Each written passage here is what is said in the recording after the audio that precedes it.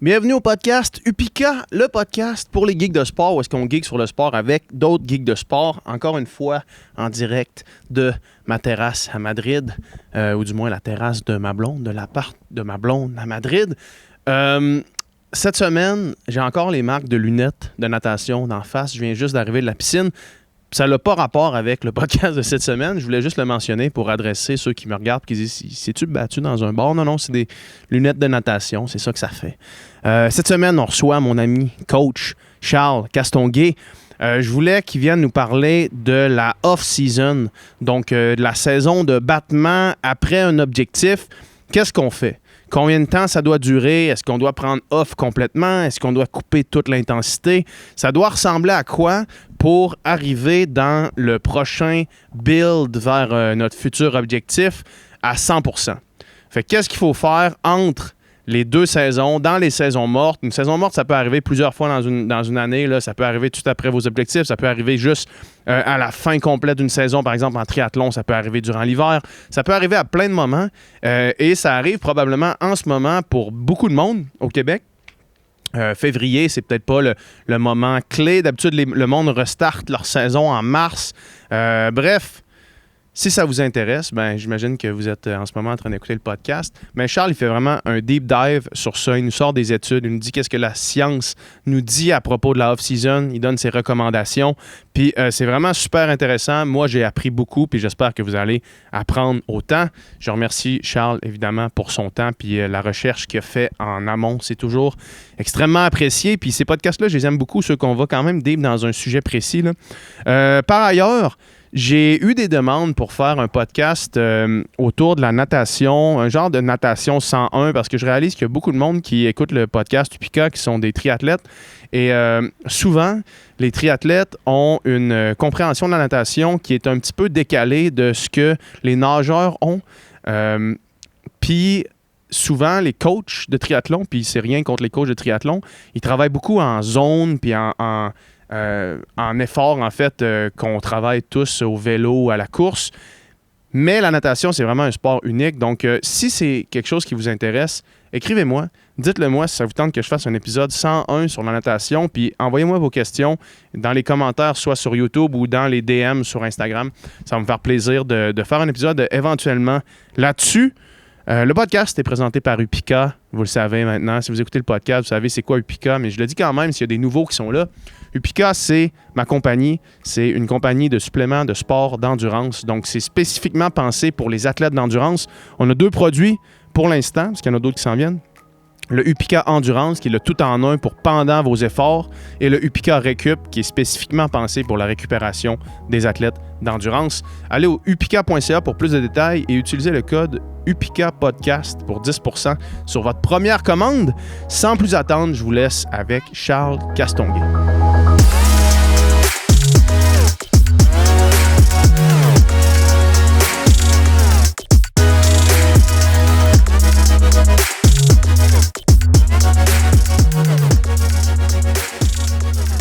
Ça roule. Ça roule. Salut, man. Ça va bien? Ça va bien, toi? Yes. Le retour Sur le Upika Podcast.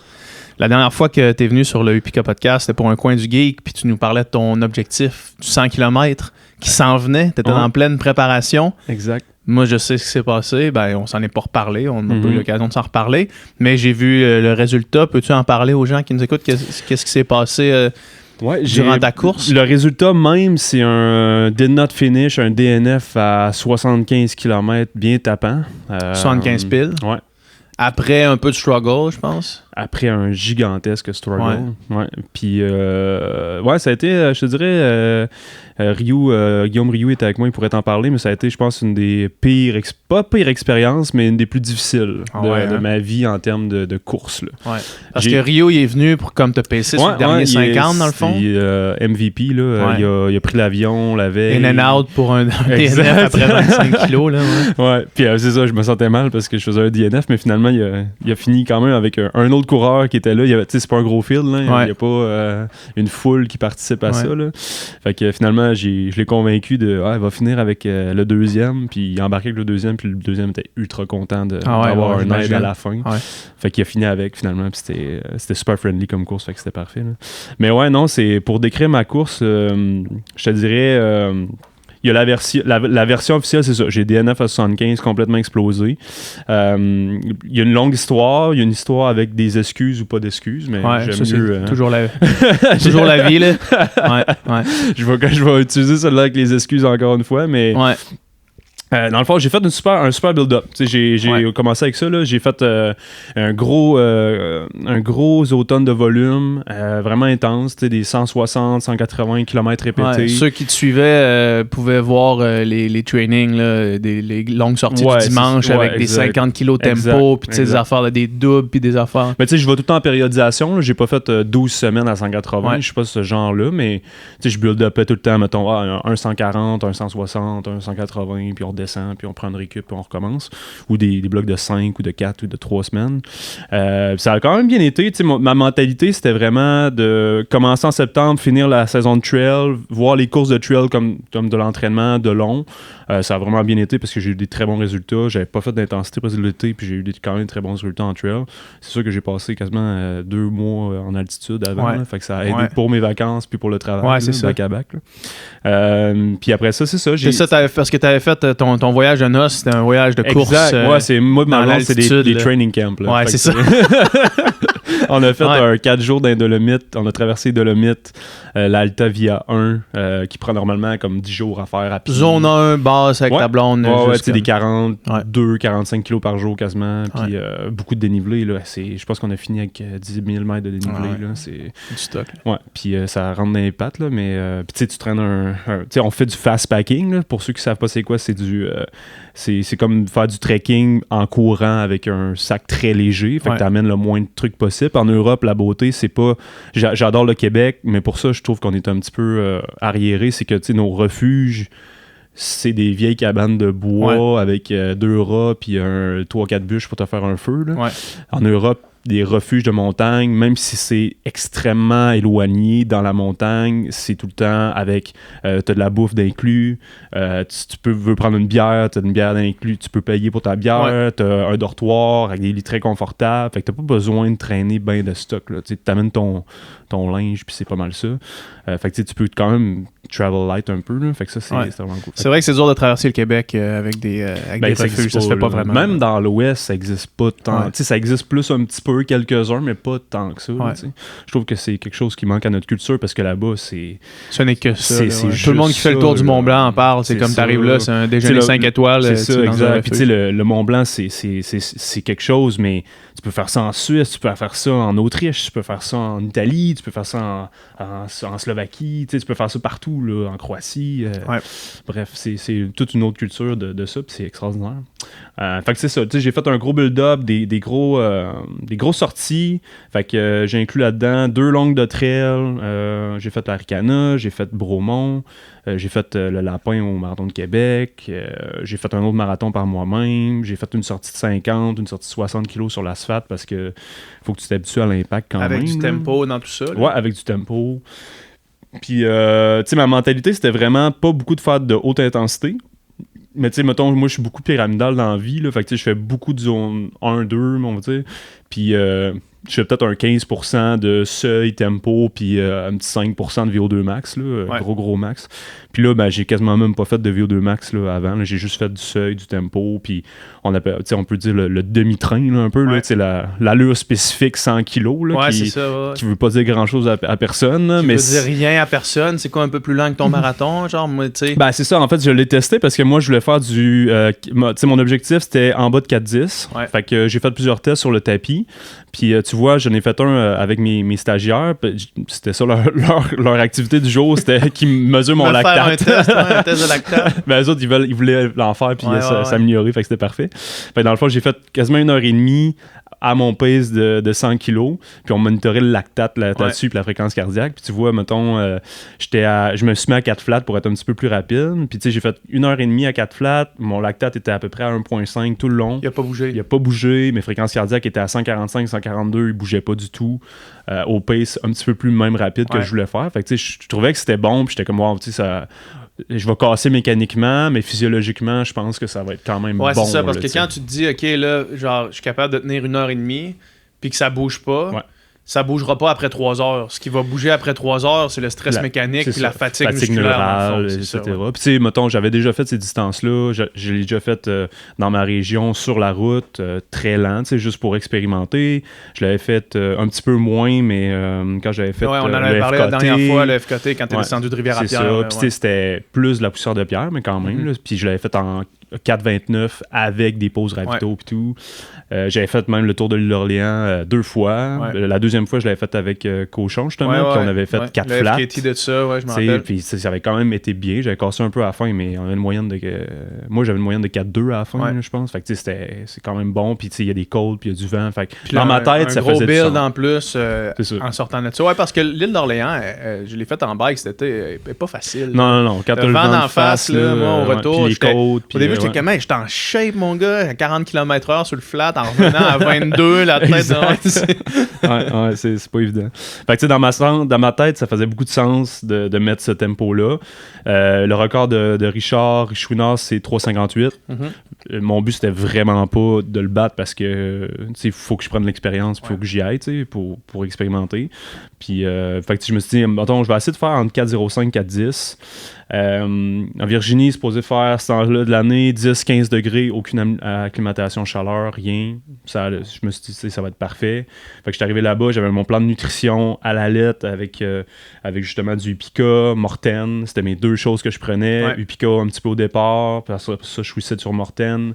Les ravitaux là-bas, je m'en fiais pas trop parce que l'organisation sur leur site internet, c'était pas très clair, mettons. C'était une page, toute l'information sur une page. Tu peux même pas cliquer sur menu ou rien. Je savais pas qu'est-ce qu'il y avait dans leur Fait que tu sais, c'est ça. Mais c'était super bien là-bas, c'était vraiment bien. Est-ce que, juste pour faire une petite parenthèse ici, est-ce que à la fin de ce gros bloc de training-là, t'étais-tu un peu écœuré ou non? Ben, en fait, c'est ça. Parce que moi, je voyais, mettons, les longues sorties, puis je me disais, hey man, faire ça le dimanche. Là, genre, à un moment donné, genre, t'es pas athlète professionnel dans le sens, t'as une vie, le lundi, tu rentres à job. Tu sais, puis je voyais ça, j'étais quand même, man, il est fort parce que aller-retour à Beaupré, man, revenir à la course avec ta blonde qui te suit en vélo, c'est comme, je comprends que tu passes du temps de qualité avec ta blonde, mais c'est pas tant de qualité que ça quand t'es tempo pendant 22 kilos. C'est tough, là. Comme... Ben, je te dirais que j'ai eu un gros automne au travail comme tout le temps. J'ai tout le temps des gros automnes. Fait au niveau physique, je me sentais quand même bien. Au niveau mental, je sentais que j'étais drainé un peu. J'ai brûlé des cartouches, là, c'est sûr et certain.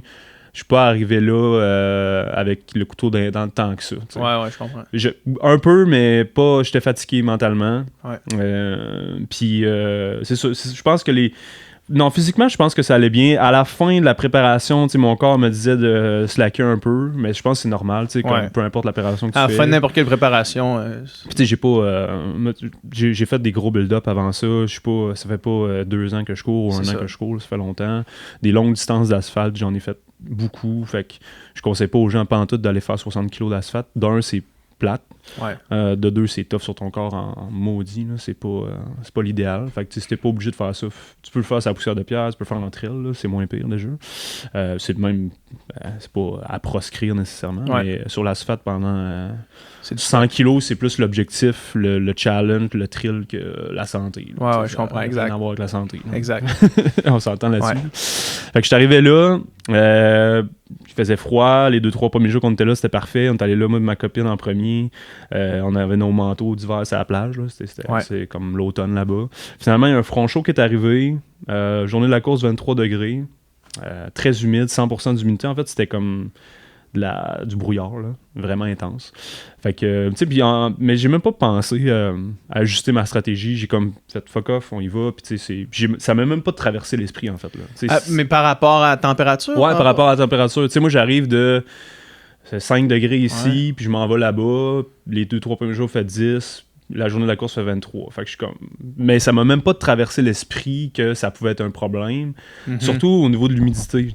C'était pas tant la chaleur que l'humidité là, que vraiment rentré dedans. Là. C'était abominable, en fait. Puis là, je m'en suis rendu compte pendant puis après. Là, mais... Puis bref, je commence la course. Ça va quand même assez bien. Les 3-4 premiers kilos, je suis trempé en avant. J'étais so wet. J'aurais pu tordre mon gilet déjà. Je fais la première boucle très rapidement. Là, je croise le monde qui finissent, qui commencent déjà à enlever leur chandail, puis qui sont déjà comme en sueur. Je suis comme... Puis on dirait que je le sentais pas tant que ça. Fait que là, je continue. J'étais sur mon pace, j'étais à 4,05. Ça va quand même assez bien jusqu'à 35-37. Ma blonde m'avait passé, elle a dit tu avais le visage un petit peu drainé déjà. Ouais. Vers 40 kilos, commence à avoir mal au cœur, commence à avoir une petite crampe, j'arrête aux toilettes. J'avais un petit peu la chiasse, malheureusement. Ouais. Je repars. Je passe marathon en 2h51, 30, 45 à peu près. Ça va quand même encore correct. Je sens qu'il y a une petite chose qui se passe, mais c'est pas si pire. Les gels commencent à moins rentrer, le Morton, depuis, je te dirais, le kilomètre 25-30. C'est plus difficile à avaler. Je le fais pareil. C'est de bonheur même pour que ça commence à donner mal au cœur. Ouais, c'était là, c'est ça le problème, en fait. Puis là, à partir de 43, j'ai eu des frissons, mais frissons physiologiques, là. Genre qui traversent le corps. Là. Puis moi, c'est beaucoup, je le sens dans mes bras puis dans mes quads. Là. Puis ça veut dire comme soit que tu ralentis ou soit que c'est le mur bientôt si tu fais pas quelque chose là. Puis j'ai décidé de rien faire, j'ai décidé de voir si t'étais capable de power through. Mais là il te reste 57 km sur l'asphalte là. Puis c'est des boucles de 12.5. Quand les frissons pognent, tu sais que t'es dans le mal. Moi ça m'est arrivé une fois au marathon d'Ottawa ça m'est arrivé en entraînement là, souvent là, tu sais mettons quand je nageais, ça m'arrivait fréquemment de pogner ce mur là de frissons puis de faire là je suis cassé complètement. Marathon d'Ottawa, ça m'est arrivé, il me restait 2 kilos. Tu sais, quand la pensée de genre, la seule chose que mon corps me dit en ce moment, c'est marche. C'est arrête, genre. C'est ça, exact. C'est d'arrêter complètement. Puis là, il me restait 2 kilos. Fait que là, j'étais sur un pace de 3,58, mais j'ai fini 4,30. Ça te scrape un PB, là, mettons. Mais moi, c'est exactement ce feeling-là que j'ai. Exactement ce que tu viens de décrire. Mais il te reste 55 kilos. Marche. Il me reste 55 kilos. Ah, c'est ça. Ton corps, tous les signaux de ton corps te crient d'arrêter puis de marcher. Puis là, t'es comme, Puis tu sais, normalement, à 45, je suis pas supposé me sentir de même. Tu sais, j'ai fait les entraînements, ça va bien. Je pense que c'est quand même... Corrige-moi si je me trompe, mais... J'ai l'impression que ce feeling-là précis là, de frisson, je sais exactement de quoi tu parles, j'ai l'impression que c'est vraiment lié à des coups de chaleur. Déshydratation, coup de chaleur, j'ai l'impression que c'est vraiment ça. Je pense pas qu'il faisait assez chaud pour dire que j'ai fait un coup de chaleur, mais c'était certainement la déshydratation. Là, parce que, tu sais, j'ai pris, à ce moment-là, j'ai fait là, faut que tu fasses de quoi. Fait que j'ai pris une grosse gorgée de Gatorade au ravito. Puis puis c'est bizarre comment que je le décris, mais le Gatorade goûtait salé dans ma tête. Tellement que... Les signaux sont déconnectés complètement. J'étais en craving d'hydratation puis de sel. Là. J'ai pris le Gatorade, j'ai fait, voyons, il est salé le Gatorade. Puis j'ai cette pensée-là qui me revient quand j'y pense. Là. C'est pas normal, là, du Gatorade, c'est pas le sel pantoute. Non, les signaux sont fait que j'avais fait que là, j'ai essayé de m'hydrater le plus possible. Ça a été une extrême... J'ai jamais strugglé comme ça, physiquement puis mentalement, du kilomètre 45 à 62,5 à peu près. Là. Ça a été... Là, pendant 20 kilos de struggle ultime. Tu sais, j'ai fait des niaiseries, là, j'ai fait des backyards jusqu'à 230 kilos. J'ai fait des 100 miles rapides en trail. Mais ça, là, ce bloc de 20 kilos-là, j'ai jamais souffert dans ma vie, je pense. Là, j'étais tellement rendu... J'avais mal physiquement, mais je voulais tellement pas arrêter. Puis je me trouvais tellement en poche... Puis j'étais fâché contre moi. Genre, hey, j'ai déjà fait 60. Genre, puis là, je suis en entraînement, j'ai fait un 60 qui a bien passé. Puis là, je suis à 45, esti, puis ça avance plus. Ça marche pas, là. Tu sais, je me traitais tout. Ouais, j'étais en tabarnak. Je me traitais de tous les noms possibles. Puis quand la spirale comme ça, à part, man, la spirale est partie.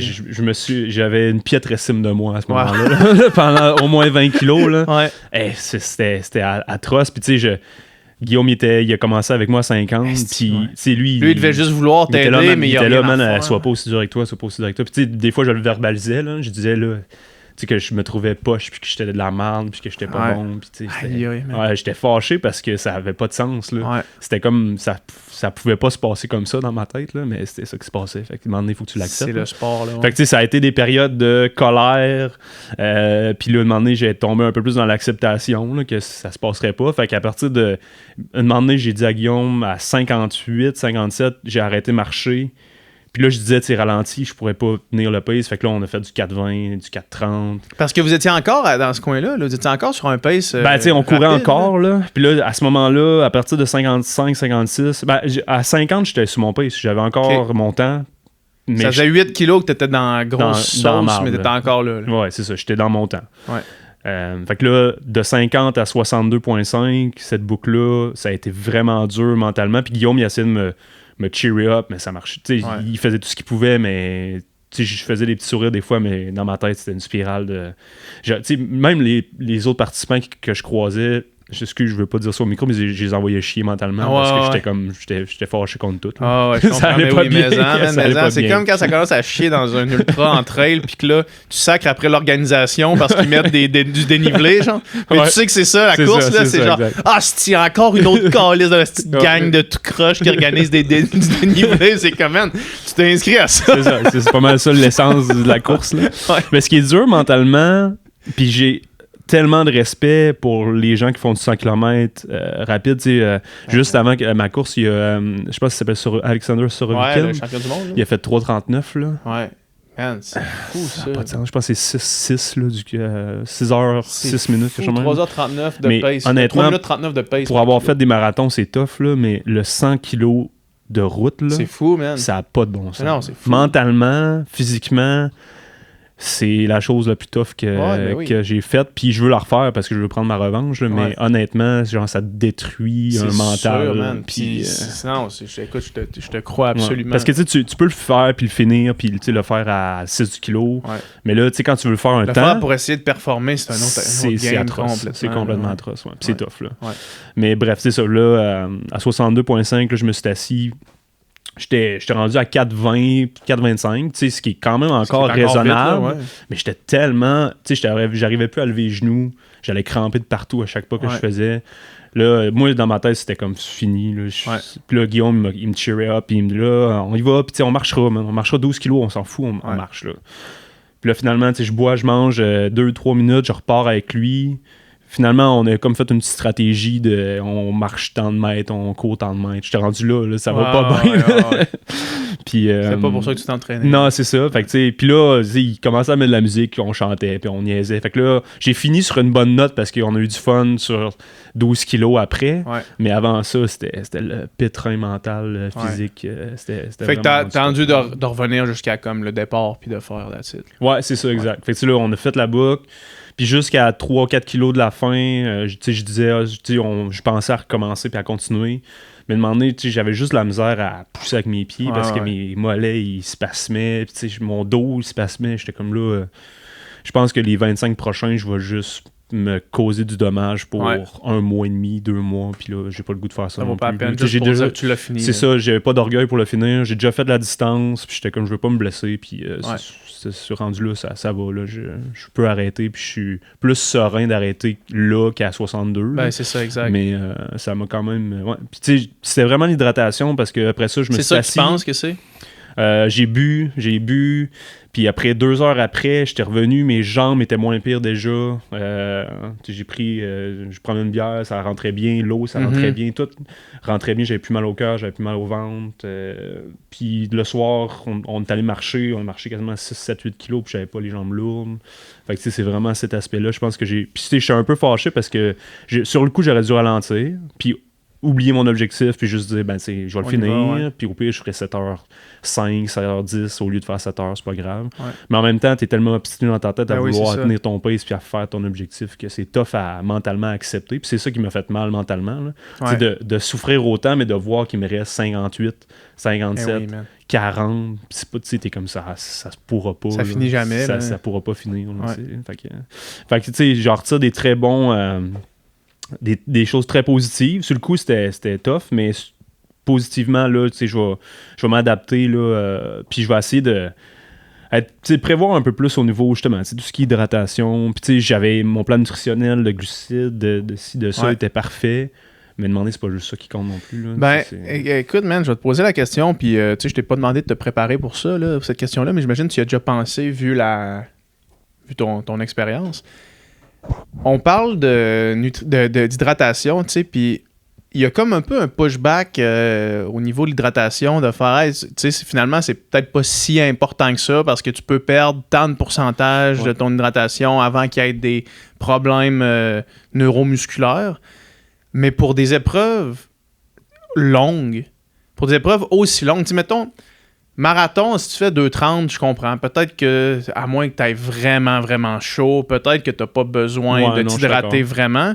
Mais quand tu dépasses ça, là, du monde à 3h30, à 4h, moi, je pense si tu ne bois pas, si tu t'hydrates pas comme du monde, ça va jammer, là, c'est sûr. Puis la façon que tu t'hydrates aussi, tu peux boire de l'eau tant que tu veux, mais demander si tu n'as pas la balance électrolyte, c'est ça.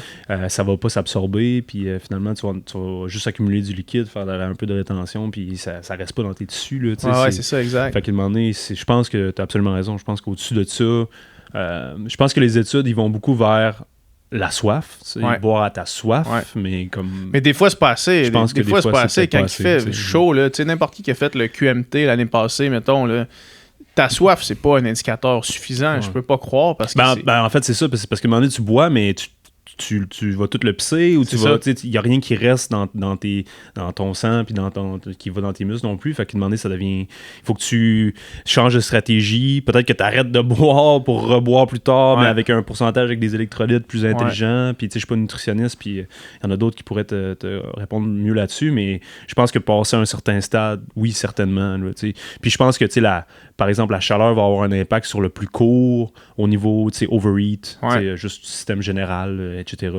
Au niveau de l'hydratation, je suis d'accord avec toi. C'est rare que tu vas...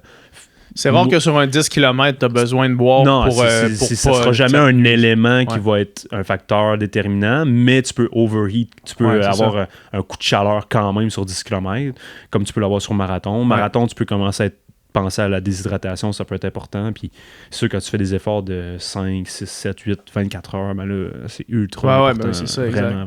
Parce que tu as le temps d'en perdre de l'eau, man. Tu as le temps d'en perdre beaucoup. Oui, c'est ça. Hey, honnêtement, je pense que je me serais pesé. Probablement, j'avais 7-8 livres de moins. C'est sûr, je suis convaincu. Là. Je ne l'ai pas fait. Là, puis je n'ai pas de balance à proximité, de la main. Mais on avait fait, là, je pense qu'Isabelle Morin, elle avait fait justement une petite étude à Aricana il y a plusieurs années. Puis elle prenait le poids du monde après le 125. Puis je pense que j'avais bu, puis il faisait pas chaud cette année-là, puis j'avais perdu quand même 6 livres. Là. Ben oui. Fait que ça te donne un peu une idée. Oui, t'as le glycogène là-dedans, t'as tout là, qui pèse un certain poids, là, mais bref. Fait que c'est des belles expériences, mais à répéter dans des conditions différentes, puis avec une mentalité peut-être différente aussi. Parce que là, c'était très performance. Je voulais vraiment. Puis on dirait que dès que j'ai glissé en dehors de cet objectif-là, ça m'a tellement détruit. Ça t'a cassé, mais en même temps... c'est peut-être aussi un peu pour ça que tu le fais. Ben oui, c'est pour ça que je le fais. Est-ce que c'est de changer l'objectif ou de changer la façon de l'aborder? Ouais, c'est ça, exact. C'est ça. Fait que, à un moment donné, j'aurais ralenti, j'aurais pas fait l'objectif, j'aurais fini la distance, ça aurait été une belle expérience quand même. Mais, à un moment donné, j'y allais pour faire un temps. C'est ça. J'essayais de faire le temps. Ça, moi, je vais mourir sur cette montagne-là, là, de comme... moi, puis là, je l'applique à moi, puis c'est pas tout le monde qui a les mêmes objectifs, mais moi... finir pour finir, ça m'intéresse pas. Ça, genre, tu sais, tu mets du temps en entraînement, tu t'entraînes fort, puis quand une mauvaise journée, ça arrive, là, tu sais, puis se pousser à ne plus aimer l'expérience juste pour pouvoir dire que t'as franchi la ligne d'arrivée, moi, ça m'intéresse pas. Ben, tu sais, je pense que ça peut être bien si c'est ta première expérience, que tu veux juste réaliser la distance. C'est ça, exact. Ça, oui, ça, tout à fait. Si ton objectif, c'est ça, sauf que si ton objectif... Puis même encore là, tu sais, demander si tu hypothèques ta santé pour ça, puis que tu sens que tu vas te blesser, que tu t'es demandé, c'est honorable d'arrêter aussi, là, c'est pas... Non, exact. As-tu vu la vidéo du dernier finisher de l'UTMB cette année?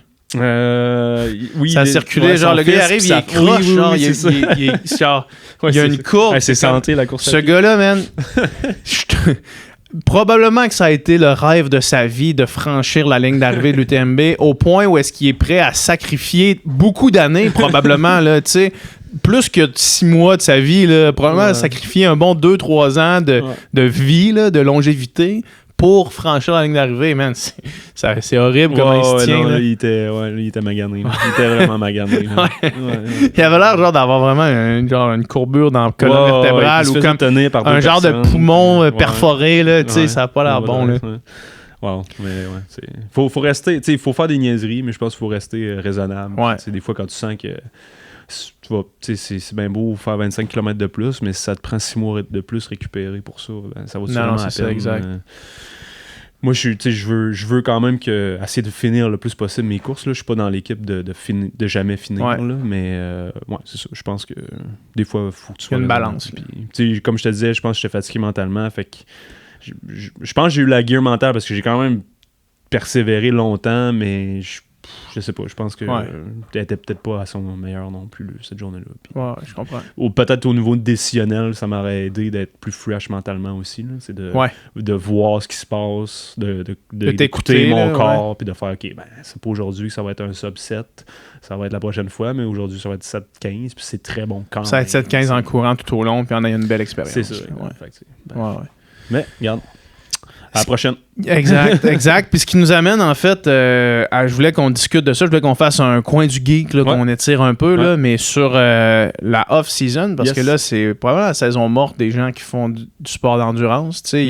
On voit, si t'es sur Strava, puis tu suis tous les coureurs d'ultra, en ce moment, sont en skimo un peu partout en Europe. Ils font du ski de randonnée. Là, tout le monde est comme tombé en mode...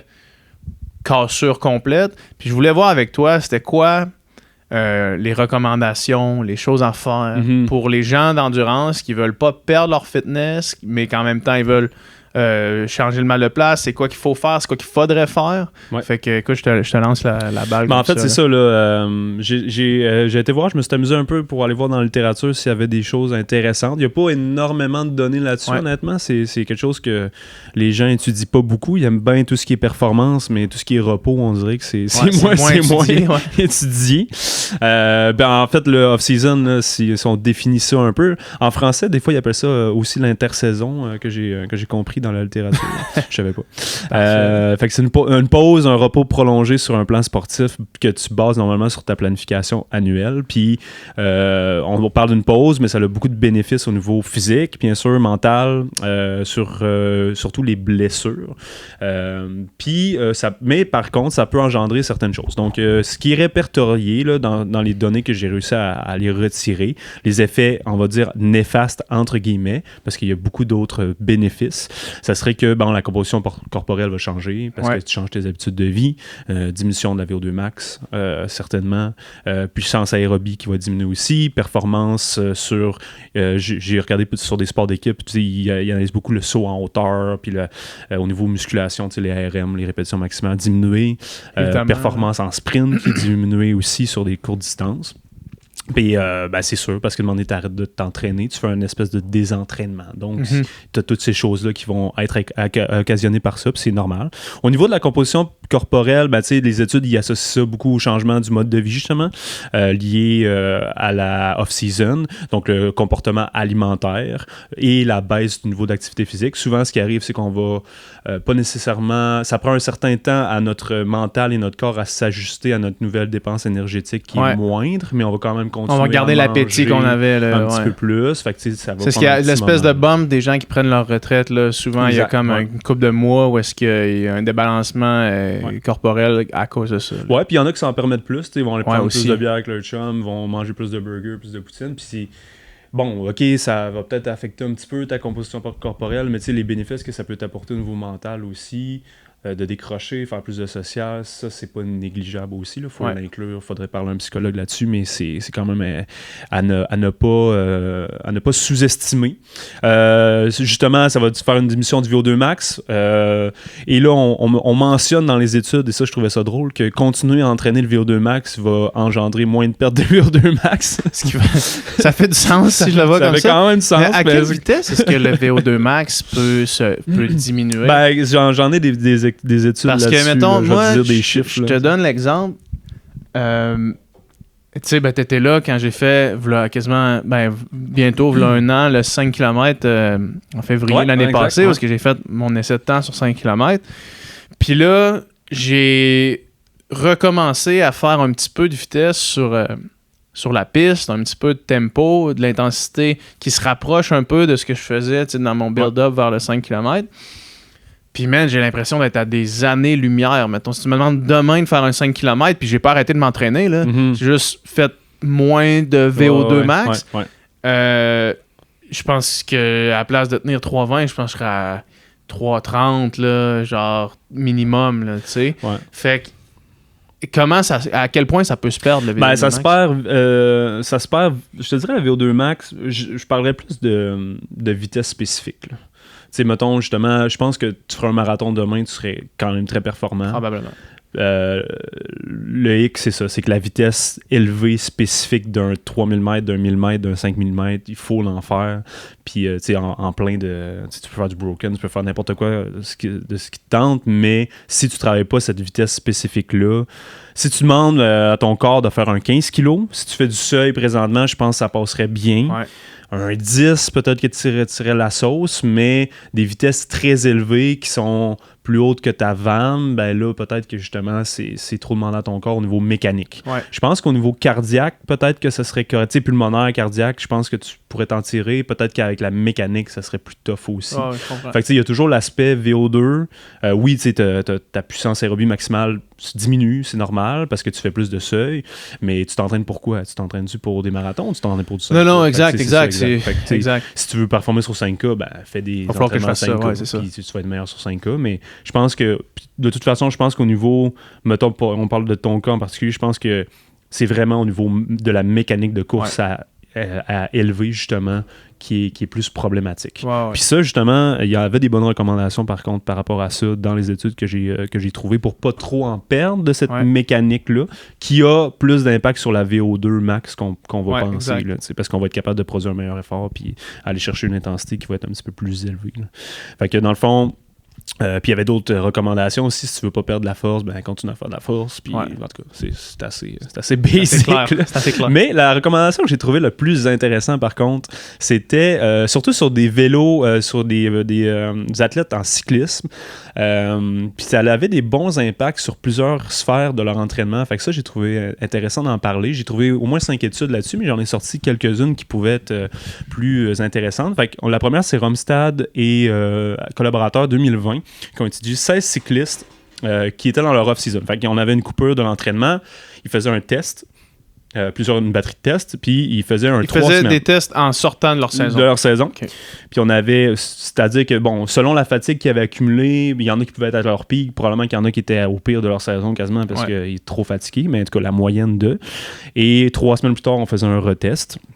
Ça, c'était leur off-season. Dans le fond, le protocole, c'était une imposition de 60% de diminution de leur moyenne annuelle de volume. Donc, si je prends en course à pied, par exemple, 100 km par semaine, ça veut dire que je tombe à 40 km par semaine, qu'on va faire. Ils faisaient, je pense, du 4 à 5 séances par semaine, des très courtes durées.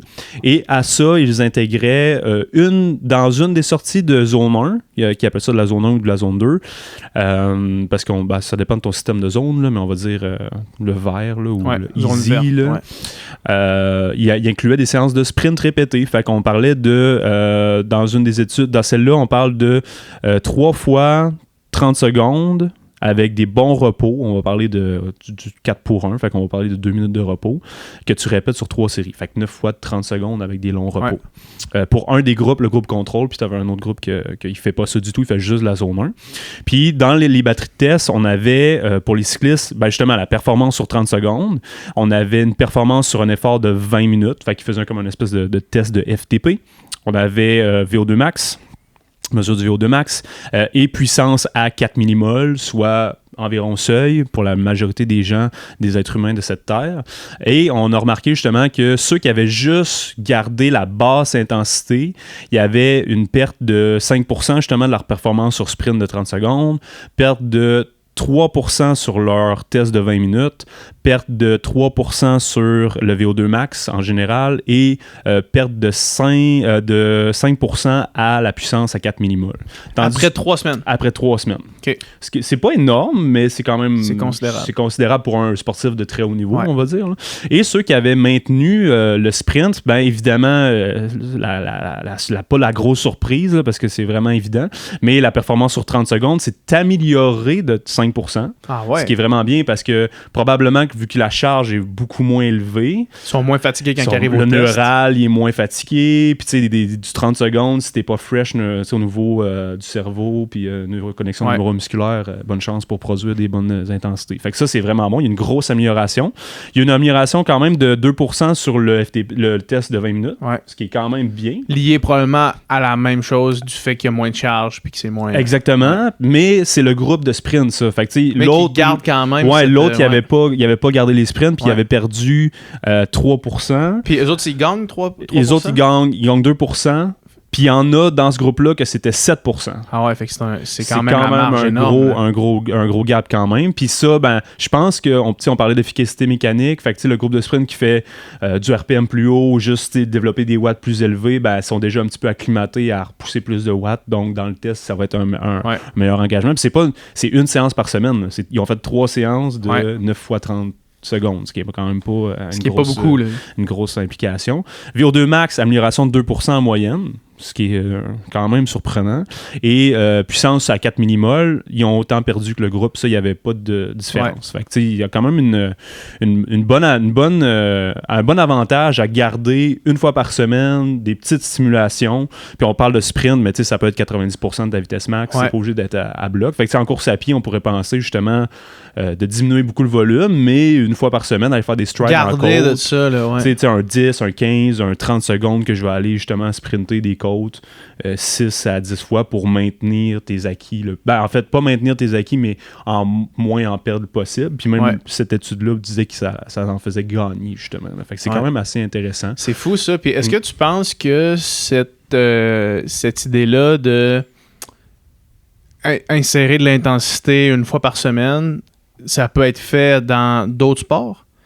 Puis le transfert va sûrement être moins grand parce que biomécaniquement, t'es pas là. Sauf que dans tout ce qui est zone d'effort, VO2, puis peut-être même FTP, dans cette zone-là, mettons, ton zone de threshold, là, si tu fais ça dans un autre sport, ça peut faire aussi? Ouais, moi je pense que comme tu dis que le pourcentage va peut-être être moins élevé, mais je pense que tu vas quand même avoir un maintien ou un gain qui va être plus substantiel que si tu le fais pas du tout, en fait. Ouais. Je pense que oui, absolument. Je suis d'accord avec toi. Je pense que je sais que toi tu fais beaucoup de vélo puis de course à pied, fait que je pense que si t'en fais sur vélo puis pas en course, je pense qu'en course tu vas quand même avoir parce que tu sais t'as mettons, t'as tout ce qui est articulaire, l'impact à la course, mais tu as quand même la vitesse de contraction que tu amènes quand tu fais du RPM à 100, à 110, 120, que quand même ça demande des contractions rapides, relâchement, contraction, relâchement. Fait que je pense que ce transfert-là peut se faire. Puis c'est plus au niveau comme articulaire, des fois que ça va être plus difficile le transfert à faire, mais je pense qu'au niveau des contractions musculaires, ça peut être intéressant. Bon, tu reproduis pas la charge excentrique, par exemple, d'une course, là, mais pareil, je pense que le muscle fait que d'intégrer de l'intensité même dans ta off-season. Ouais, ben c'est ça que je dis. Game changer. Puis je te parle pas d'aller faire des séances de VO2 là, parce que moi je suis le premier là, après mon sang, j'ai pris 10 jours à rien foutre parce que j'en avais le ras-le-bol. Ben oui. Mais justement, quand tu recommences, ben une fois par semaine, je sais pas si ton off il dure 4 semaines, peu importe, ben une fois par semaine, tu vas faire 6 jusqu'à 10 fois 15, 20, 30 secondes en côte avec des longs repos, puis ça va te permettre, quand tu vas reprendre ton programme d'entraînement, ben ton pace, je sais pas, 10 kilos l'année passée, va peut-être te paraître un petit peu plus facile déjà que si tu n'avais rien fait de tout ça, puis tu avais juste fait de la petite zone 1 dans plein de sports, mais tu n'avais fait un peu quand même. Puis il y a le même résultat justement sur une autre étude un peu plus récente de Taylor collaborateur, que eux, ils mesuraient ça, c'était quand même intéressant parce qu'il y avait un 3 semaines, ils mesuraient après la off-season, il y avait un 3 semaines où ils faisaient justement ce protocole-là, puis 6 semaines plus plus tard. Fait que 9 semaines, il mesurait un autre. Fait qu'il faisait pas un retest tout de suite. Il faisait avec un reconditionnement normal. Un retour, là. T'sais, un retour de 6 semaines normal. Puis justement, il y avait des performances sur le 20 minutes avec sprint, le protocole avec sprint. 7% meilleur, 7% sur le VO2 soutenu. Sur le 9 semaines plus tard, là. Ouais, exactement. Fait qu'une fois que la saison était recommencée, ils ont quand même ramené leurs bénéfices encore. Plus loin. Plus loin, ceux qui n'avaient pas fait les sprints dans le off-season, 9 semaines plus tard, ils étaient moins performants que ceux qui l'avaient fait dans le off-season. Il y avait une bonne marge. Là. On parle de 6% de différence dans les groupes. Fait que c'est quand même assez, c'est fou, ça. assez intéressant. Puis comme je te dis, c'est des petites choses, mais qui sont pas très exigeantes à faire.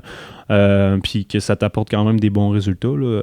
Par contre, c'est ça, tout ce qui est VO2, c'est un petit peu, il y a moins de résultats, mais tout ce qui est, on parlait de performance sur 20 minutes, ce qui va chercher une certaine partie du VO2.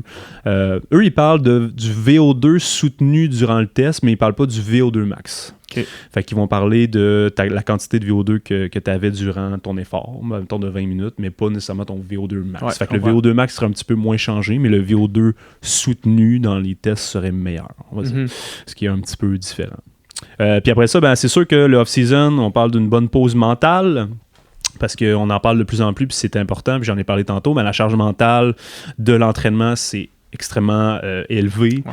On est tous, à part quelques exceptions, on a toute une job, vous avez une famille, peu importe. Fait que ça demande une charge mentale qui est assez élevée. Fait que j'en ai sorti une juste pour vous faire un petit recap de ça. C'est quand même assez intéressant. T'sais, on parle c'est Russell et collaborateurs 2021. Qui faisait des études, qui fait beaucoup d'études d'ailleurs, lui, sur les netballers. Tu connais ça, le netball? Non, c'est quoi du netball? J'ai été voir parce que j'étais comme. Ouais, c'est quoi ça? Du netball? C'est comme un panier de basketball, mais avec un. Oui, juste un anneau.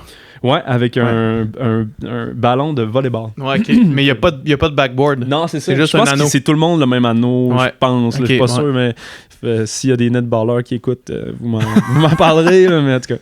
Et on évaluait justement sur une période de 16 semaines pré-saison, fait que tout le build-up jusqu'à la saison, leur fatigue physique, mentale et leur capacité à performer. En anglais, on dit readiness, mais là, on parle de readiness subjectif. Donc, qu'est-ce que ça veut dire? C'est que c'est leur perception de leur capacité à performer le jour J. Le readiness, on peut dire physique un peu plus, ça serait moi qui évalue un athlète sur une plateforme de force. Puis cette journée-là, ses chiffres sont beaux ou sont supérieurs à sa moyenne. Donc je dirais, OK, c'est son readiness est meilleur. Je le regarde de faire des drills d'échelle, de cône, puis son agilité, aujourd'hui, il bouge bien les pieds. Son readiness est bon, ou non, son équilibre sur des choses instables ou peu importe, fait que ça pourrait dire que son readiness est bon. Mais là, c'est vraiment purement comme plus subjectif. Et on s'en doute, évidemment, les échelles subjectives, c'est soit sur des chiffres, souvent sur 10, ou ça va être avec des petits bonhommes. Là. Ouais. Fatigué, c'est un petit bonhomme fâché, jusqu'à un petit bonhomme qui sourit jusqu'aux oreilles. En fait, c'est drôle à dire parce qu'ils arrivent à la porte de la saison et toutes les femmes athlètes ont répertorié un haut niveau de fatigue mentale déjà et un haut niveau de fatigue physique qui variait beaucoup entre individus, mais à la porte de la saison, ce qui est quand même déjà un red flag. Là, ouais. Et justement, la fatigue mentale était inversement proportionnelle à la capacité à performer perçue. Fait que la plupart d'entre elles se sentaient très fatiguées mentalement et pas du tout prête à performer au niveau physique. Début de la saison. Au début de la saison. Fait que là, le netball, ça go hard pendant les... Fait que là, je parle au début de la saison, mais tu sais, si tu fais une corrélation avec la fin de la saison, le off-season a cette importance-là, tu sais, de diminuer cette charge mentale-là, cette fatigue mentale-là, pour ne pas créer de surcharge mentale, puis justement, tu sais, d'avoir un niveau de stimulation mentale ultra élevé durant toute l'année, puis de jamais prendre de pause, puis de recommencer un autre bloc qui va t'amener à probablement surménage, fatigue. T'sais, on parle beaucoup de fatigue physique, de surentraînement, mais surentraînement au niveau de la tête aussi, ça existe, important, c'est très important. D'où l'importance qu'ils recommandent dans plusieurs études de monitorer le physique, très important. tout ce qui est maladie, blessure, etc., mais de monitorer aussi mental aussi, avec juste un petit questionnaire subjectif, ça peut faire le travail. Puis si vous êtes honnête envers vous-même, ben, ça va bien marcher. Ouais, si c'est vous ça. faites Puis du déni, comme je l'ai fait durant ma course, exact, ça c'est ça.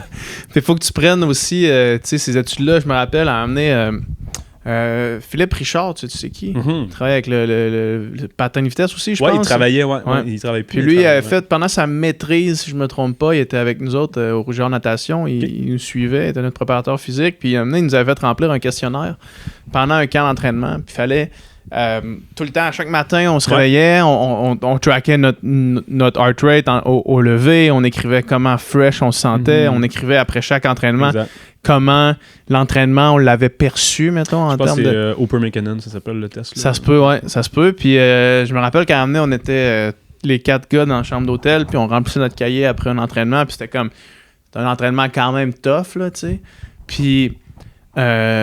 on avait eu, je me rappelle plus pourquoi on savait, Geneviève avec qui on nageait, Geneviève Quentin, ceux qui la connaissent, qui écoutent le podcast, mais elle marquait rarement plus que 6 sur 10, mettons. Puis je me rappelle, on était avec Adam qui était dans la chambre, puis lui, après l'entraînement, il a mis 10 sur son cahier. Puis là, Bruno, un autre gars avec qui on est, on fait « Hey man, tu sais que 10, c'est genre comme délire mortel, là, quasiment, là. » Puis, non, c'est ça, c'est détresse totale, genre.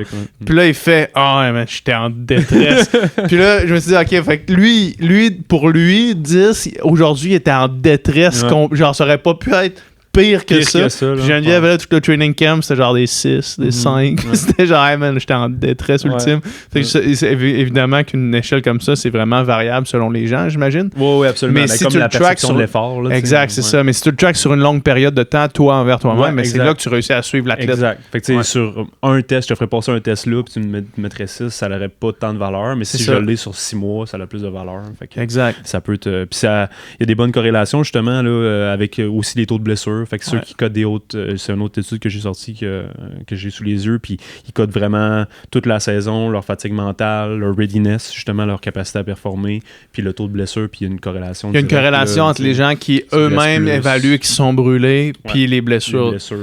Puis leur capacité à performer. Quand tu te sens pas prêt à performer, tu vas sur le terrain, tu as plus de chances de te blesser aussi, tu es moins confiant. Il y a tout cet aspect-là au niveau aussi des blessures. Fait que l'off-season, récupération mentale, mais là, on parle de blessures, justement, de ces récupérations. Des petits bobos aussi, les petites choses qui traînent.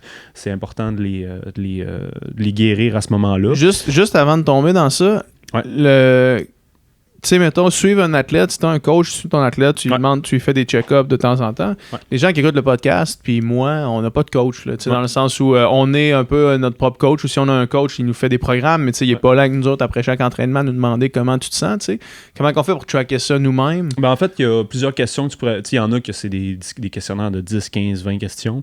Tu essaies de rendre ça le plus simple possible. Là, pour ma part, je trouve que c'est trop, puis moi, 5 questions, ça me va. Dans les dernières versions subjectives qu'on fait un peu plus, là, il y a les 5 questions, c'est niveau motivationnel. Tu codes sur 5, en fait. Ton red flag, c'est 3 un peu. Là, dans le sens que si tu descends ta moyenne de tes 5 questions en bas de 3, ben, pour ça, les questions, ben, dans le coach, il faut qu'il fasse OK, ben, ça va-tu? Fait que je pense qu'il y a un niveau motivationnel, stress, anxiété, coté sur 5. 5 étant 5 étant très, très bon. En fait, j'ai pas d'anxiété, 1 étant la pire. Après ça, on a le sommeil, qualité du sommeil perçu, récupération, on va dire. Ensuite, on a la qualité de la récupération physique. Comment tu te sens au niveau physique, si t'es brûlé, pas brûlé, au niveau musculaire, t'es-tu raqué, tu l'es pas. Puis le dernier, ça va paraître bizarre, mais c'était la couleur de l'urine. Ah ouais, hein? Ouais, ta couleur de l'urine, 1, c'est typis orange. Ça va pas bien. Puis 5, ben, tout est clair, tout est beau. Puis, fait que ça, c'est la seule affaire qui est pas vraiment subjective, dans le fond. Ouais, exactement. Mais tu sais, ça te donne un bon état de ton hydratation, puis qu'est-ce qui se passe un peu dans ton corps. Ouais, parce que n'importe qui se réveille et qui pisse jaune complètement, tu sais que t'es pas fresh à ce moment-là. Ton readiness, c'est peut-être pas idéal. Fait que de faire ça, tu sais, parce qu'on parle beaucoup des Oura Ring ou des Whoop, là, tu sais, mais de le faire subjectivement envers soi-même sur une longue période de temps, ben, ça permet de savoir ton entraînement en est où. Puis dans ce qui nous concerne aujourd'hui, si tu tracks ça aussi pendant la off-season, tu sais quand la off-season a fini ou est prête à finir. Exactement. Si tu arrives au bout de la off-season, t'es encore brûlé, t'as pas fait de quoi qui a chier. Si tu cotes des 2, des 1 dans ton état physique, ton état mental encore, ben, peut-être que ça te prend plus de temps à récupérer que tu penses. Plus de temps ou que t'as fait quelque chose qu'il fallait pas que tu fasses. Exactement. T'avais peut-être trop peur d'en perdre, fait que là, t'as trop fait. Ouais. Parce que, tu sais, quand tu commences une saison, normalement, après ton off-season, t'es supposé vouloir faire ton entraînement, puis que ça te tente. Là. Ça me tente d'aller courir, ça me tente de faire les intervalles. Si tu y vas à reculons déjà, parce que justement, tu en as trop fait, ou déjà, puis tout, ben, il y a peut-être un petit signe que, il y a des choses à modifier l'année prochaine, ou là, c'est le temps. Là. Avant de sauter, là. C'est pas 2-3 semaines dans ta planif qui vont faire la différence au bout du compte si tu fais toute croche après. Là. Fait que oui, absolument. Puis des fois, tu t'en rends même pas compte, mettons. Moi, je vais donner un exemple de quand mon année que je rentrais au cégep, c'était les Jeux du Canada en 2009. Puis c'était les Jeux du Canada, il faisait que je manquais les 2 premières semaines de cégep, genre, ou la première semaine, ou en tout cas, parce que c'était vraiment tard. Fait que ma saison, j'avais passé à travers l'été au complet en entraînement, tout seul, avec mon coach, parce que j'étais le seul qui faisait les Jeux du Québec, puis que là, les Jeux du Canada, excuse-moi, puis que ça me tentait vraiment d'y aller. J'arrive aux Jeux du Canada, super compétition, de mes meilleurs avis encore, mais quand je reviens de là, je suis bien trop craqué, man. Je fais Chris, je viens de faire la meilleure compétition de ma vie. La saison pour les autres a recommencé 2 jours après. J'étais embarqué avec tout le monde dans la piscine. Flash forward à la fin de cette saison-là, busté complètement. Ça me tentait plus d'être là. Man. Les 3 derniers mois, j'étais sur le pilote automatique à me faire chier à tous les entraînements parce que j'étais trop craqué. J'avais pas écouté. Ça m'aurait pris. Il aurait fallu avoir un repos forcé quasiment. Là, il aurait fallu que quelqu'un me l'impose, évidemment. C'était pas dans les us et coutumes d'imposer du repos à ce moment-là. Là. Mais tu sais, des fois, si je m'étais écouté, si j'avais rempli ce questionnaire-là, de faire là, la motivation est à 5, mais man, je suis pété à 1. Là, j'aurais sûrement réalisé quelque chose. Exactement. Fait que c'est comme c'est toujours. Puis moi, je dis pas à personne de pas mettre de roaring puis de faire les HRV, je pense que c'est très bien, mais d'avoir une espèce de donnée subjective, je pense que c'est très important aussi. Puis il y a plein d'auteurs qui utilisent le subjectif, puis ça marche très bien aussi. Fait qu'il faut jamais mettre ça de côté. Puis le roaring, il va pas te dire le sourire ou non, c'est ça. Dépression ou peu importe. Là, il va te donner exact. Il va te donner les stats vraiment cartésiennes de comment tu te sens, mais si tu as envie de tirer devant un bus. C'est ça. C'est peut-être pas idéal. Là. Bref. Là. Fait que pour niveau blessure. On parlait des blessures un peu. Comme je te disais tantôt dans l'étude que j'avais sortie la dernière, il y avait une corrélation directe justement avec l'état de fatigue mentale, la capacité à performer perçue. Même, je dirais, c'est pas marqué dans l'étude, mais je dirais au niveau physique aussi que moi je peux expérimenter là, dans ma pratique. Puis le niveau des blessures. Donc, l'off-season va permettre de régénérer, de permettre au corps de se régénérer. Je pense qu'un esprit sain dans un corps sain est l'inverse. Par contre, c'est là que ça peut devenir un petit peu touchy et intéressant. Moi, ce que j'ai remarqué beaucoup avec les athlètes avec qui je travaille, c'est que le off-season, parfois, va engendrer des blessures aussi, dans le sens que la reprise est trop rapide après la off-season. Puis le build-up se fait trop rapidement. Donc, c'est pas le off-season qui a engendré la blessure, mais le maintien en off-season, pour certaines personnes, devrait peut-être être un petit peu plus élevé qu'on pense. Peu importe si tu es un coureur, c'est peut-être de faire d'autres choses, mais garder quand même 3 fois 20 minutes dans ta semaine. De course à pied, juste pour continuer à stimuler les articulations, tes tendons, pour pas que tu arrives, ton coach te planifie, première séance, c'est un 5 km continu, puis ça fait 2 semaines que tu n'as pas couru, puis là, tu vas le faire. Oups, ok, tendon d'Achille, coach, ça marche pas. Justement, c'est de garder ce mini-stress mécanique-là légèrement pendant ton mois, tes 2 semaines, tes 3 semaines, c'est ultra important. Puis de faire du cross-training, c'est ultra important pour la tête aussi, puis pour les articulations, pour les blessures, mais de maintenir l'activité spécifique, que ce soit même 10% total, 20%, c'est quand même assez important aussi. Parce que moi, ça a vraiment arrivé souvent que j'ai vu des bobos ressortir. Quelqu'un qui faisait une coupure complète, qui l'a fait sa reprise, puis automatiquement, il se blesse. Exactement. C'est beaucoup, justement, tendons d'âge. C'est beaucoup tendineux musculaire souvent, mais Ouais. puis c'est ça. Faut faire attention avec cette. C'est un art un peu là, de bien le faire, mais quand même de garder en tête un peu de spécificité, c'est mieux que rien du tout. Là, ouais. Puis de en faire un peu et faut arrêter. Je pense que c'est obligatoire de s'imposer un repos, que ce soit 3 jours complets, Ouais. parfait. Une coupure complète. Là. Ouais. Ça peut aller jusqu'à combien de temps? Moi, je pense qu'une 10 jours même pour 10 jours de coupure complète à ne rien faire. C'est ça. Puis il y en a que ça peut aller jusqu'à 2 semaines si ton mental il est pas là non plus. Mais de moment donné, tu sais, dans ton off-season, faut pas que ça soit un mois de coupure complète. Là, ça marchera pas. Fait qu'il faut continuer des activités sportives externes, du cross-training comme on appelle. Si tu fais de la course, fais du vélo, fais du ski. Si tu fais du ski, ben fais de la course, du vélo, peu importe ce que tu aimes, l'escalade.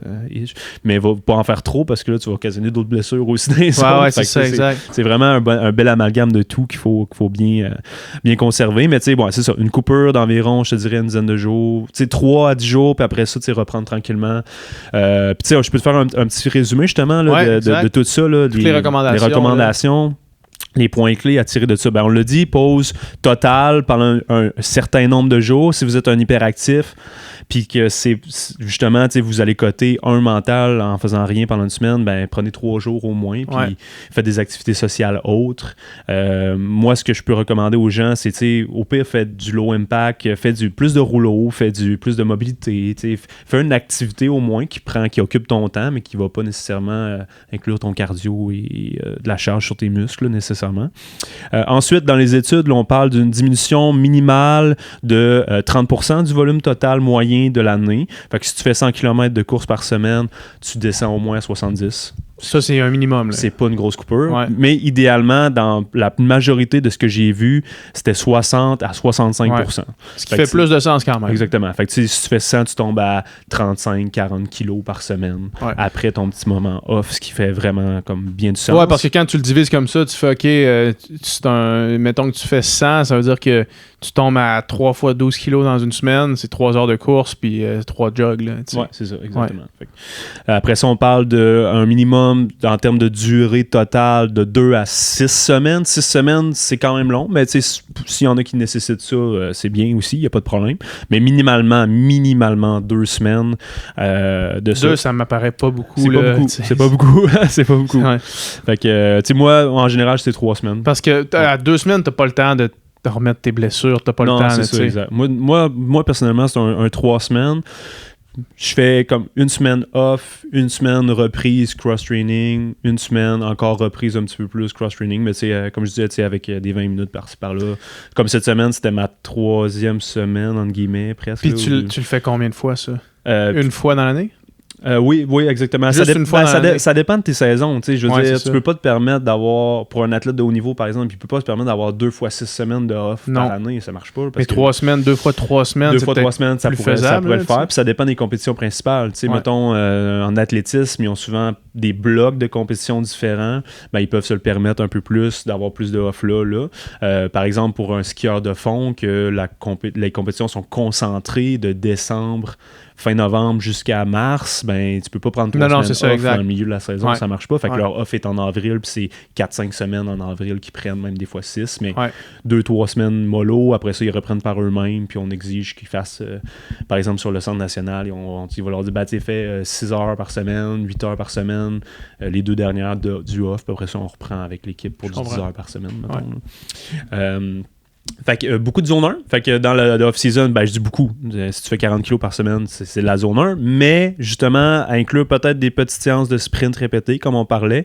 Les études que j'ai sorties, justement, y allaient jusqu'à 10 fois 30 secondes, mais avec des longs repos. Ça permettrait d'avoir des... maintenir le stress mécanique. Ça, justement, on parlait de tes articulations, mais peut-être justement aller chercher certains gains aussi au niveau de la performance quand tu vas revenir. Puis c'est pas une implication mentale qui est très élevée, puis au niveau physique non plus. C'est sûr que je te recommande pas de le faire à 100% pour les premières fois, peut-être à 80%, 90%, mais tu sais, des petites accels, les strides qu'on appelle en course à pied. Puis de justement varier, inclure des activités de zone 1, mais de d'autres styles sportifs qui vont inclure de l'aérobie quand même. Ensuite, au niveau musculation, personnellement, ça c'est aucune étude parce que j'ai pas rien trouvé là-dessus. Personne semble intéressé par ça. Mais dans l'off-season, je trouve que c'est un bon moment pour reprendre la musculation un peu plus tôt que les autres activités. Fait que si tu fais, par exemple, un 4 semaines off, Mais peut-être t'as pris 2 semaines vraiment mollo, ben peut-être dans la 3e semaine, reprendre un peu plus la musculation, focuser sur des charges modérées puis de la qualité de mouvement.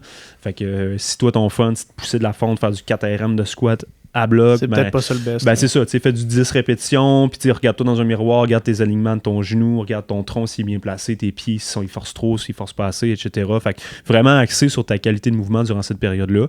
Puis déjà, quand ça va recommencer, ben tu vas pouvoir mettre déjà un petit peu plus de charge. C'est logique aussi. Inclure plus de séances justement de récupération dans les premiers temps. Fait que tu sais, si tu tournes les pouces, tu sais pas quoi faire, ben fais du rouleau, va faire du yoga, du hot yoga, du yin yoga, de la mobilité un peu plus. Ça va te permettre peut-être de guérir tes bobos un petit peu plus rapidement, puis de décontracter un peu, faire une activité sans que ça soit sportif, entre guillemets, très intense. Et c'est aussi un très bon moment pour planifier avec toi-même ou avec ton coach la prochaine saison. Fait que bilan de l'année dernière, ce qui a été des bons coups, ce qui a été des mauvais coups, c'est quoi tes pourcentages d'intervalle, t'as-tu fait du pyramidal, ben de la zone 3 du seuil ou ben du polarisé, c'est quoi... Qu'est-ce qui a marché? Qu'est-ce qui a marché? Exactement. C'est où tu penses ton peak performance dans la saison. C'est un très bon moment pour planifier puis avoir une tête reposée, avoir OK, ça c'était bon, ça c'était moins bon, et ça je me sentais vraiment pas bien là, etc. Fait que faire un bilan global de ton année en termes d'entraînement puis de performance, ça a été quoi? Les choses que tu veux changer. Fixation des nouveaux objectifs, évidemment, c'est très important. Et justement, ben là, commencer à penser avec ton coach ou avec toi-même ta périodisation. Ça va être quoi? C'est mes blocs, mes prochains blocs. Ça a bien marché l'année passée. Fait que là, je me mets tel bloc pyramidal, polarisé, peu importe ce que tu aimes faire dans la vie. Fait que planifie ta planification annuelle, ta périodisation. Aussi, planifie tes stratégies de récupération pour la prochaine année si tu n'en as pas. Fait que là, c'est un bon moment d'essayer de peut-être te commander un Normatec, la balle pour les te essayer masser. pendant l'off-season. Ben, tu sais, essayer des nouvelles affaires, peut-être. Justement, tu sais, le yin yoga, si toi, ça te détend, ça te fait du bien. Les bains froids, si t'as jamais essayé ça, ben, tu sais, regarde, c'est un bon moment pour m'acclimater un peu à ça. Planifier ta stratégie pour l'année, tu sais, faire tes expérimentations. Puis au niveau nutritionnel aussi, tu sais, penser qu'est-ce qui a pas été au niveau nutritionnel bien dans ma saison que je pourrais améliorer. Y a-tu des trucs de récupération que je fais pas bien, y a-tu des trucs dans l'entraînement que je fais pas assez, fait que planifier tout ce qui est autour de l'entraînement puis qu'on pense secondaire des fois mais qui est très important. Et peut-être comme on en parlait tantôt, ben, faire une mise en place de stratégie de monitoring physique et mental dans l'off-season, c'est le bon moment parce que tu as juste ça à faire, tu t'entraînes pas, puis tu as 5, 6, 7, 8 heures par semaine de plus à y penser. Fait que c'est un bon moment. Puis une fois que tu arrives dans ta saison, tu plus le temps de penser à ça faire là. Ben, tu as le temps de planifier ta récupération. Ben, mettons, tu as des enfants ou ben, tu as un travail à temps plein. Si tu des fois pas l'espace mental de vouloir planifier ton monitoring. Fait que quand tu as le temps pour le faire, puis que tu as justement 8 heures de plus dans ta semaine parce que tu vas pas courir, ben pourquoi pas planifier ça là, puis pas juste regarder Netflix. T'sais, oui, c'est bon pour la tête, là, mais ça peut être un bon moment pour booster ton temps puis booster ta saison prochaine qui s'en vient aussi. Je sais pas si toi, tu avais d'autres choses que tu penses qui est important. Non, ben écoute, moi, tout ça fait du sens. Je pense que ce que je retiens le plus de ce que tu m'as dit, je retiens toutes les affaires, mais ce que je retiens le plus, j'ai l'impression, c'est le check-up mental à faire que moi, j'ai négligé trop souvent, autant quand j'étais dans l'excellence qu'aujourd'hui. Qui est absolument nécessaire à faire parce que tu peux te sentir correct, tu peux te sentir bien, mais ça te tente pas. Si ça te tente pas, ça devrait être probablement le meilleur signe.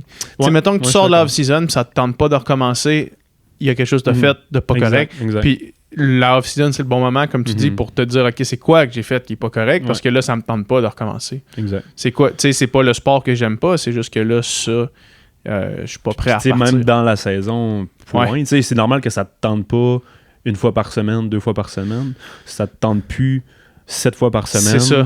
Ou 14 fois parce que tu t'entraînes 2 fois par jour. Toi, tu penses que c'est 1 à 2 fois par semaine le threshold ça se peut qu'une à 2 fois par semaine, un training sur 7, 2 trainings sur 7, mettons, ça te tente pas. Je sais pas par ton expérience, c'est quoi? Mon expérience, c'est que ça me tente tout le temps. Puis quand ça me tente pas, il y a un problème qui est pas... il y a un problème plus creux que juste ça me tente pas d'aller m'entraîner. Parce que si tu as un training devant toi que tu n'as pas envie d'aller faire, d'après moi, il y a un problème sous-jacent à ça. C'est peut-être, OK, pourquoi tu le fais? sais, pourquoi tu fais ce que tu es en train de faire. C'est peut-être que tes objectifs sont pas assez clairs. C'est peut-être que tu es oversaturé. C'est peut-être plein d'affaires, mais si moi c'est un peu de même que je le vois. Ouais, je suis d'accord avec toi. Puis c'est sûr, des fois, il faut que tu te donnes un petit faut kick. Faut que tu te battes le cul pour te lever le matin à 5 heures pour aller avant ta course. Je comprends, là, tu sais. Mais si vraiment la veille, tu te dis, si le cadran demain pour aller m'entraîner, il y a quelque chose là-dedans. Puis en même temps, pour un peu te contredire là-dedans, il y a des journées que des athlètes à moi, quand je coachais en ski plus, la journée, le matin, il disait « Hey, ça me tente pas aujourd'hui, je sais pas ce que j'ai, là, mais si j'ai pas le couteau dans les dents, ça me tente pas d'aller starter à la course. » Il finissait premier, meilleure course de sa vie. Fait que, il y a des journées qu'il faut que tu te dises « Ben, regarde, ça me tente pas, mais ça se peut que ça soit une bonne journée pareil. » Tout à fait. Mais ça, je suis d'accord, mettons, j'ai pas l'impression que ça s'applique, parce que quand je nageais, ça m'arrivait quasiment 50% du temps de pas vouloir faire l'entraînement, parce que là, c'est comme, t'es tout le temps à côté, t'es tout le temps dans le rouge. Fait que ça s'applique peut-être aux athlètes qui font ça, tu sais, qui font de la performance. Les auditeurs du Pika Podcast qui veulent amener leur performance à un autre niveau. Oui, il faut se botter les fesses des fois, mais si trop souvent ça te tente pas, il y a peut-être quelque chose. Ouais, ben, tu sais, c'est peut-être pas le bon sport pour toi non plus. Peut-être. Ça se peut que t'aimes pas ça, la course à pied. Toi, tu disais que, bon, le moment de la trail, t'en avais un peu pas ras-le-bol, puis là, t'as inclus plus de bike, plus de natation, puis là, t'es plus heureux là-dedans. C'est ça, demander, c'est... Mais tu vois, ça, c'est le monitoring, j'aurais dû le faire avant. Ouais. J'aurais dû faire le monitoring à un moment donné, puis à un moment donné, je me serais dit, OK, là, j'ai une longue entrée à faire, puis j'étais à 1 à tout. Genre, tu sais, je m'en serais rendu compte. Là. Mais des fois, c'est pas grave si t'as skip là, ta longue. Là. C'est ça. C'est-tu mieux comme de récupérer physiquement, mentalement cette journée-là, ou d'aller faire ta longue? Ou de faire 30 kilos sur asphalte. C'est ça. Est-ce que cette sortie-là elle a un gros impact sur ta performance? Elle a un micro-impact, c'est l'accumulation qui a l'impact, mais peut-être que ça va faire diminuer ta performance. Peut-être qu'au contraire, ça va l'améliorer parce que tu t'es reposé, tu t'es écouté. C'est tellement touché à... C'est ça, exact. Puis tu sais, quand tu fais un peu de monitoring, ben là, t'as, mettons, ton HRV, t'as ton subjectif, ton petit questionnaire, ben là, tu sais, OK, ben t'as deux opinions différentes un peu. Si les deux concordent pas, ben... Tu peux y vas pareil. Si les deux concordent, ben t'es comme, OK, je vais rester sur mes fesses puis je vais écouter un film à soir au lieu de faire mes intervalles. Exact. Mais voilà, très intéressant. Merci, man. C'était un plaisir. Yes.